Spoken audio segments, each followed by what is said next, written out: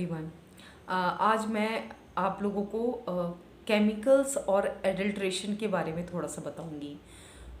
मुझे ज़्यादा कुछ नहीं पता है, लेकिन जितना पता है मैं उतना बताऊंगी, क्योंकि मैंने जब मैं कोर्स कर रही थी अपना CFN का, तो उस टाइम मैंने अडल्ट्रेशन और केमिकल्स के बारे में पढ़ा था और मैं बहुत शॉक्ड रह गई थी कि ऐसा होता है। क्योंकि थोड़ा बहुत तो कुछ कुछ हमें पता होता है, लाइक सुनते हैं घर में मम्मी लोगों से, है ना। लेकिन पूरी क्लियर कॉन्सेप्ट मुझे तब पता चला कि जब मैंने अपनी स्टडीज़ की। तो मैं अपना थोड़ा सा नॉलेज, थोड़ा सा एक्सपीरियंस शेयर करूँगी आप लोगों के साथ। मैं ये बोलना चाहती हूँ कि जैसे अडल्ट्रेशन क्या होता है, जैसे मिलावट।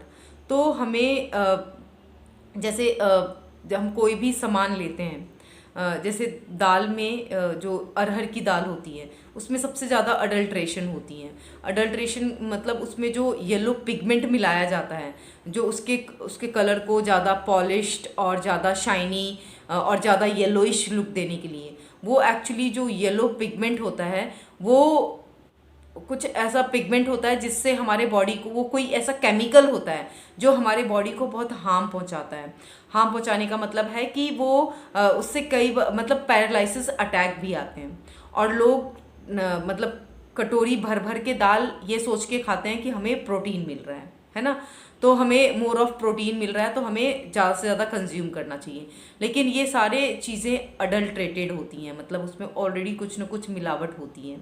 वैसे ही बहुत ढेर सारी चीज़ें हैं, जैसे हमारा हो गया ब्लैक पेपर। उसमें भी क्या अडल्ट्रेटेड होता है वो, जैसे उसमें पपीता के जो सीड्स होते हैं ना, वो उनको ड्राई करके उनको मिक्स कर देते हैं, जिससे हम पता नहीं लगा सकते कि वो पपीता के वो सीड्स हैं या रियल के वो ब्लैक पेपर है, राइट। तो हमें क्या है कि हमें जो सामान खरीदते हैं, हमें लोकल शॉप से नहीं खरीदना चाहिए। लोकल शॉप का मतलब है कि जैसे जो ओपन में सेल करते हैं, नहीं खरीदना चाहिए। हम नॉर्मली कई बार अपने पैसे को सेविंग के पर्पज़ से हम लोग ले लेते हैं, जो हमें नहीं लेना चाहिए। और हम ऐसा भी कर सकते हैं कि आप अच्छे स्टोर्स से लीजिए जहाँ पे अच्छी क्वालिटी वो लोग प्रोवाइड करते हैं, क्योंकि उन लोग को लाइसेंस वगैरह मिला होता है। तो उसके अकॉर्डिंगली वो अपने प्रोडक्ट्स में ज़्यादा अडल्ट्रेशन कर नहीं सकते, ज़्यादा क्या वो नहीं कर सकते, क्योंकि उनकी जो प्रोडक्ट की क्वालिटी होती है वो टेस्टेड होती है। और अगर उनकी इसमें कुछ प्रॉब्लम आया तो उनका वो कैंसिल भी कर देते हैं। तो इसीलिए हमें जो हम अपने डे टू डे की चीज़ें होती हैं वो हमें बहुत सोच समझ के और अच्छे जगह से लेनी चाहिए, ताकि हम जितना बच सकते हैं। At least precaution is better than cure. हमें पता है, हमें नहीं पता कि वो कैसे ग्रो किए गए हैं, कैसे बने हैं, कैसे पैक्ड हुए हैं, उसकी क्या न्यूट्रिशनल वैल्यू है, वो हमारे बॉडी पे जाके क्या इम्पैक्ट देगा। लेकिन एटलीस्ट हम कुछ तो कोशिश कर सकते हैं ना, हम कोई स्टेप तो ले सकते हैं ना अपने हेल्थ के टूवर्ड्स, है ना। तो हम मतलब उस प्रिकॉशंस तो ले सकते हैं, है ना। और केमिकल्स मेन इसी से होता है। जैसे हम सॉरी, मे बी आप लोग को शायद अच्छा नहीं लगेगा, लेकिन मैं थोड़ा सा बोलना चाहूँगी कि जैसे हम लोग बहुत ज़्यादा केमिकल्स यूज़ करते हैं। जैसे आजकल वो बालों में भी वो कितना क्या क्या कंडीशनिंग के लिए, फिर वो स्मूथनिंग के लिए इवन मैं भी करती थी। तो मैं नो डाउट हो तो जाते हैं बहुत अच्छे, लेकिन उनका वो लॉन्ग लास्टिंग नहीं होता है। और उनमें जो केमिकल्स भी यूज़ होता है वो भी हमारे हेल्थ पे बहुत बैड इम्पैक्ट देता है। जैसे आप लोगों ने देखा होगा कि कई लोग जब हेयर डाई यूज़ करते हैं तो उनके जो बाल होते हैं वाइट कलर के जो होते हैं वो इमिजिएटली ब्लैक हो जाते हैं। तो मतलब उसमें कुछ ऐसा केमिकल डाला होगा ना कि half an hour, 15 minute, 20 minute में वो आपके जो हेयर हैं वो वाइट से एकदम ब्लैक, ब्राउन, जो भी कलर आप करते हैं, बर्गेंडी या जो भी, तो वो वैसा हो जाता है। तो दैट मीन्स कोई केमिकल डाला होगा। क्या हम कभी हम इमेजिन भी करते हैं कि अगर वो बाल को इतना क्विकली कन्वर्ट कर रहा है किसी और कलर में, तो वो हमारे मतलब अब हेड पे हम यूज़ कर रहे हैं तो हमारे बॉडी पे वो क्या इम्पैक्ट दे रहा होगा, हम नहीं सोचते हैं ना।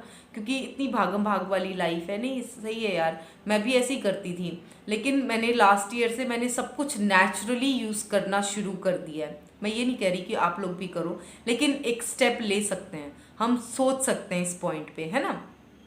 मैं पहले तक मैं भी कलर यूज़ करती थी, और मैं भी ये बाल स्ट्रेटनिंग स्मूदनिंग ये सब करवाती थी कि मैं अच्छी दिखूं। और मोटापा के लिए तो मैं कुछ खास करती नहीं थी, क्योंकि वो होता ही नहीं था मुझसे। मतलब नॉर्मली हम ऐसा अपना करते हैं कि हम लुक के लिए। लेकिन अब मैंने लास्ट ईयर से अब मैंने बिल्कुल भी हेयर कलर बिल्कुल बंद कर दिया है, बिल्कुल ही बंद कर दिया है, और मैं नेचुरल चीज़ें यूज़ करने लगी हूँ। और इसकी वजह से मतलब ठीक है, मेरा अगर बहुत अच्छा नहीं हुआ है तो कुछ ख़राब नहीं हो रहा है, मेरे बाल भी पहले से अच्छे हो गए हैं। और हर चीज़ को मैं कोशिश करती हूँ कि मैं नेचुरली ट्रीट करूँ। और मैं जैसे कोई क्रीम, जैसे ममा अर्थ के क्रीम बहुत अच्छे होते हैं, मतलब कि वो मोर ऑफ जैसे केमिकल फ्री होते हैं, तो मुझे वो अच्छे लगते हैं। मुझे ऐसा लगा कि वो अच्छा है, मैंने पूरा उसका रिव्यू पढ़ के फिर मैंने परचेज़ किया। तो आप एटलीस्ट हम पूरा प्रिकॉशन नहीं मतलब पूरा हम अवॉइड तो नहीं कर सकते, लेकिन जहाँ हम कर सकते हैं वहाँ तो हम कर सकते हैं ना, एटलीस्ट ट्राई तो कर सकते हैं, एक स्टेप तो ले सकते हैं, है ना। तो इसीलिए वी शुड अवॉइड केमिकल्स। अब जैसे हम ये परफ्यूम, डिओड्रेंट, ये सब भी जो लगाते हैं, इसमें भी कितने हार्मफुल केमिकल्स हैं। मुझे तो इनके नाम भी नहीं पता है, बट इसमें मुझे पता है कि ये हार्मफुल केमिकल्स हैं जो हमारे बॉडी पे बैड इम्पैक्ट देते हैं। तो मैं भी कोशिश करती हूँ कि मैं केमिकल्स को मिनिमम से मिनिमम यूज़ करूँ। अब जैसे हमारे मेडिसिन्स में, अब जैसे मैं पहले मतलब मेरा जो माइग्रेन का था प्रॉब्लम, वो मेनी ईयर्स से था, मेनी ईयर्स बैक। आप अराउंड समझ लीजिए कि 12 ईयर्स तो हो ही गया होगा मुझे। और जब तक मैं मेडिसिन नहीं लेती थी तब तक मुझे कोई फ़र्क ही नहीं पड़ता था, मतलब कि मेरा हेडेक ही नहीं ठीक होता था, कि मैं मतलब मैं ठीक ही नहीं हो पाती थी। ये मेरे माइंड में भी है, माइंड में भी था, और साथ में मुझे था भी प्रॉब्लम। लेकिन जब मैंने, क्योंकि वाटर का इंटेक जब कम होता है ना हमारे बॉडी में, तो हमें वो उससे भी हेडेक होती है। अभी क्या है, मैं अपने बच्चों को भी मेडिसिन अवॉइड करती हूँ, और मैं सोचती हूँ कि मैं उसको पहले अपने आप से ट्रीट करूँ। अब जैसे मेरी छोटी वाली बेटी है, अब जब मुझे माइग्रेन था और मैंने उसको कंसीव किया, शायद उसकी वजह से उसको भी माइग्रेन था, लेकिन अब उसका भी मतलब उसका भी ख़त्म हो गया है। तो मैंने क्या किया है कि अब जैसे उसको जैसे वाटर हम कम कंज्यूम कभी करते हैं तो हमें हेडेक होता है। आपने ये देखा होगा कि हम जब बाहर जाते हैं तो हम बाहर वाटर ज़्यादा नहीं कंज्यूम करते, क्योंकि हमें लगता है वॉशरूम जाना पड़ेगा, या वाटर का इतना अरेंजमेंट नहीं होता है, तो हमारा हेडेक होता है। आपने देखा होगा कि हम जब भी बाहर से आते हैं तो हम बहुत टायर्ड फील करते हैं, हम पानी का इंटेक कम करते हैं ना, उससे भी हम टायर्ड फील करते हैं। हम एक्सरसाइज करते हैं जिम में, और उसके बाद हम पूरा वाटर प्रॉपर नहीं लेते हैं तो हमारे मसल क्रैम्प्स होते हैं, मसल में पेन होता है, उसकी वाटर इंटेक की वजह से भी होता है। तो नॉर्मली हम वाटर, हमें पता ही नहीं होता है कि हमें कितना कंज्यूम करना है। तो हमें क्या है कि 20 किलो वेट है अगर आपका, तो उस पर 1 लीटर वाटर कंज्यूम करना है।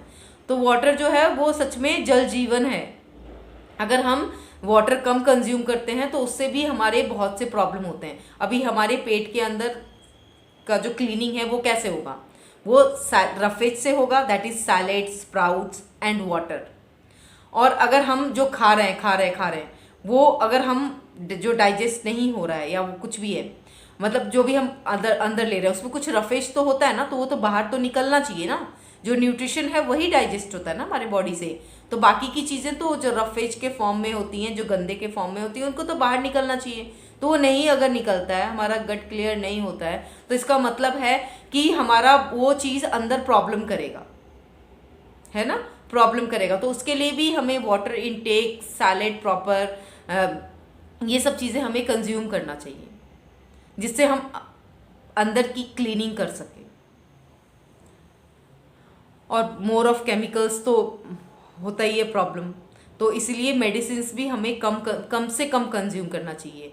तो जैसे अगर आप लोग को कभी हेडेक हो या ऐसा कुछ हो और आपको लगे कि मैं क्योर कर सकती हूँ या कर सकता हूँ सिंपल वाटर कंज्यूम करके, आपको क्या करना होता है? अगर हेडेक हो रहा है तो आप वाटर कंज्यूम कीजिए सिप बाय सिप, और अगर ल्यूक वार्म वाटर कंज्यूम करेंगे तो वो ज़्यादा बेटर है, हल्का गर्म पानी। और उसके बाद आप ब्रीद इन ब्रीद आउट जो होता है ना एक्सरसाइज, वो कीजिए, रिलैक्स कीजिए। थोड़ा ज़्यादा लगे तो हेड मसाज करवा लीजिए, ऑयलिंग करा के थोड़ा हेड मसाज करा लीजिए, उससे भी रिलैक्स होता है। अपनी फेवरेट म्यूज़िक सुन लीजिए, क्योंकि उससे बहुत ज़्यादा रिलैक्स होता है। क्योंकि हमें नॉर्मली हेडेक तब भी होता है जब हम थोड़े टेंशन में होते हैं, और वाटर का इनटेक कम होता है तो होता ही होता है, चाहे हम टेंशन में नहीं भी हो तो भी होता है। तो आप अपनी फेवरेट म्यूज़िक सुन लीजिए, क्योंकि हम म्यूज़िक जो है ना वो हमारे माइंड को शांत करता है, और हम जो भी सोच रहे हैं गलत वलत, उस वहाँ से हमें निकालता है। क्योंकि म्यूज़िक सच में हमारा मूड चेंज करता है, हमारे मूड स्विंग्स को चेंज करता है। तो इसीलिए आप देखा होगा आपने कि आप देखिएगा, फील कीजिएगा कभी कि कभी आप बहुत अपसेट हैं और अगर आपकी फेवरेट म्यूज़िक चल पड़े, मतलब किसी ने लगा दी या कहीं पे ऐसी बज रहा है, तो आप सुनते हैं तो आपका मूड एकदम से चेंज हो जाता है। तो सच में म्यूज़िक बहुत अच्छा होता है। तो मैं तो बोलूँगी कि म्यूज़िक सुना कीजिए, कुछ मेडिटेशन किया कीजिए, कुछ मोटिवेशनल वीडियोस देखिए, बुक्स पढ़िए, बहुत अच्छा होता है। मैं बुक्स तो ज़्यादा नहीं पढ़ पाती हूँ क्योंकि मेरे पास ज़्यादा टाइम नहीं होता है, तो मैं उससे इजी लगता है मुझे वीडियोस देखना, तो मैं मोटिवेशनल वीडियोस देखती हूँ। और मैं भी कोशिश करती हूँ कि मैं भी किसी को मोटिवेट कर सकूँ, इन्फ्लुएंस कर सकूँ, इंस्पायर कर सकूँ, ताकि वो भी आगे चल के एक अच्छी लाइफ लीड कर सके। होप आपको मेरा वीडियो पसंद आया होगा। Thank you so much. Please like share and subscribe. Thank you so much.